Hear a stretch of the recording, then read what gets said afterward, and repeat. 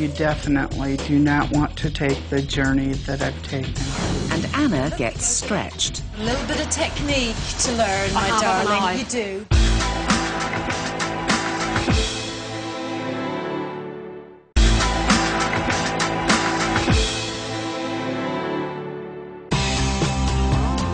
Truth be told, we've all got our own hang-ups when it comes to our bodies. I'm no exception. I've lost 2 stone in 2 years, and am I happy? Am I? Hell. All I see in front of the mirror are imperfections. That's where it all goes so horribly wrong. I've become totally obsessed with getting the body beautiful. You name it, I'll do it, and I'm not averse to trying the odd quick fix. This year, I've decided to dedicate myself to achieving the body I've always wanted, and I'm willing to try anything to tackle those problem areas. Oh! And speaking of problem areas, my arms. I have got proper dinner lady arms. Look at that. Big wobbly bingo wings. Everything I own has a sleeve. Even my pyjamas. I'm desperate to get some A-list appendages, and it seems like I'm not the only one who's obsessed. Michelle Obama's Amazonian arms almost got as many column inches as her hubby's inauguration, and magazines seem awash with talk of celebrity biceps and triceps. A few series ago, I went to the extreme measure of undergoing liposuction on my arms, but the results were a lot more than I bargained for. Check this out, I don't know if you can see it properly. So obviously I'm not too keen on any more surgery.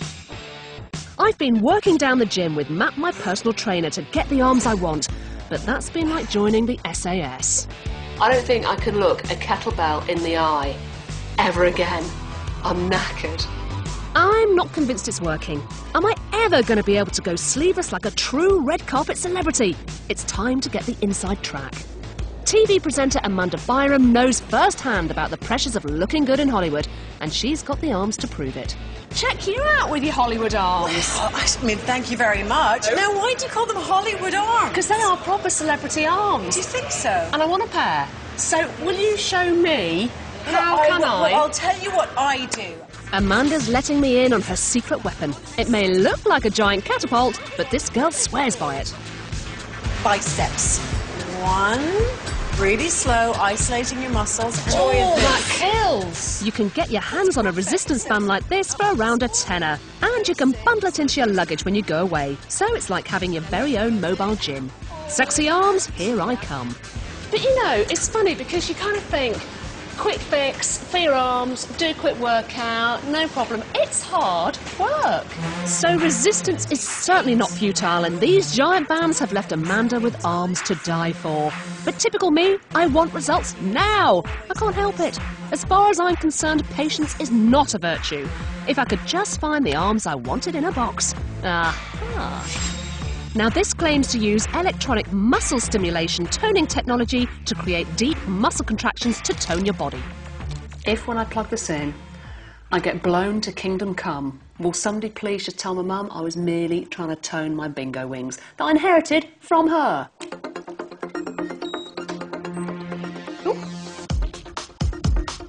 That's a very strange sensation. I may not be paying in sweat, but I'm definitely paying. This system will set you back a wallet-slimming £95.99. I'm going up to 20. But they say you'll see results after 4 weeks if you use it 5 times a week. If it helps me beat a bummer in the arms race, it's worth it. Whoa! I can't control my arm. Look at what it does. It feels like I'm having an electric shock every 5 seconds. Look at that. This is properly really weird. I think one of the weirdest things I've ever tried. I'll try and give it my best shot, and I'll come back to you.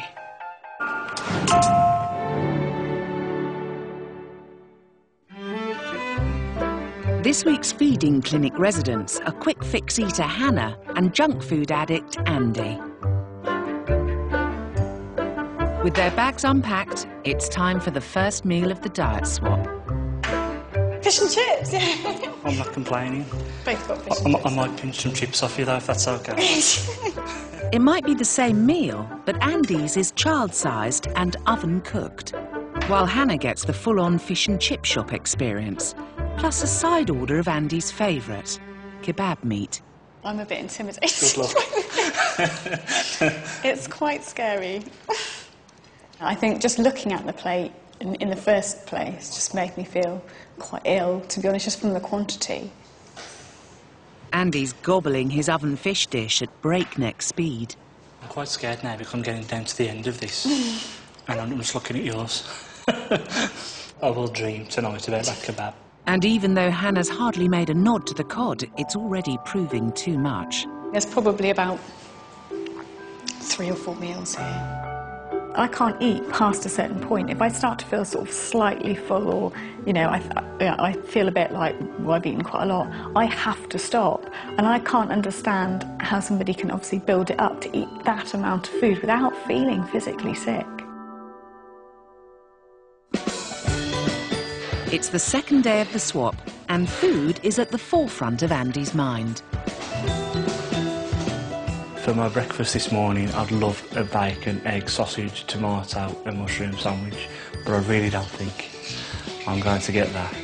Judging from the food tube yesterday, I'm hoping it's not 4 or 5 fruit pastels or something on a plate. And Andy's worst fears have come true. I'm just having some sweets. I was feeling guilty about giving you two coffees for breakfast, but now I'm quite... I'm so I think you're getting what you deserve. Like many supersizers, Andy saves his solids for later on. I didn't expect to be eating sweets. Did you expect like all bran or like muesli of some sort, or like rabbit food? I need sugar. I need sugar. I need caffeine. Yeah. Although I knew my diet was pretty rubbish, I think it's made me realise even more. And I think there are certain habits which I've got into, which if I change something slightly in the way that, you know, I prepare my food or where I put it in front of me, may encourage me to eat more. Stuffed. Couldn't eat another bite. After 2 days in the house, it's time for Andy and Hannah to start thinking about the emotional aspects of their eating by looking back at the past. I think I'm about 6, 7 on this photograph. I've been told by family I've always been big, but I look at that and I'm not. No, not at all. At that age, my dad had recently left. My mum's always been a good mum. I'm not going to say anything bad about her, but I think she took my dad leaving pretty bad as well. And my mum used to perhaps say to me, "Here's £1, go to the chip shop with your friends and get something easy." And I remember eating the comfort there. This one, I'm possibly about 21. And then this one, I absolutely hate and detest this photograph. I love the fact that I've got my son on my lap. Yeah. But from there, everything else across, I think it's disgusting. With Andy now understanding his connection with food, Hannah looks back to her childhood for answers. I went to boarding school between the ages of 7 and 11. You know, I was young, away from home. I didn't like the food. And I think because I didn't like it, I didn't eat it. So by the time I left boarding school, I think I'd kind of got used to feeling hungry and wasn't really interested. My parents both worked and didn't really, you know, weren't really around to see what I ate. So I would never have breakfast. You know, I might take lunch to school, but I might not. I might just buy sweets on the way and eat those through the day. Hannah has always controlled what she eats and now resents any interference. I don't want to be seen as a child. So why do I need somebody to cook my meals and put them in front of me and say, there you go, eat that? Or, you know, come home from work, it's, what have you eaten today? It feels like the sort of thing that you would ask a child. Hannah knows her diet needs to change, but accepting help is hard.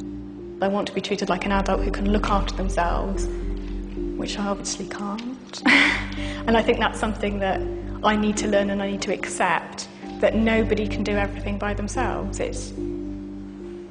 You need... Sorry. Okay.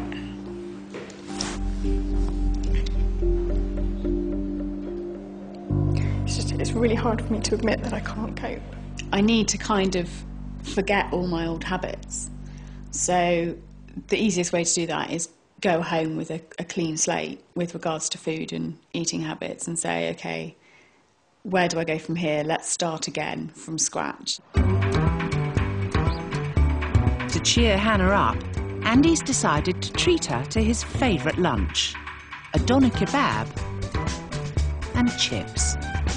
Usually while I'm waiting for my meal, I order something else as well.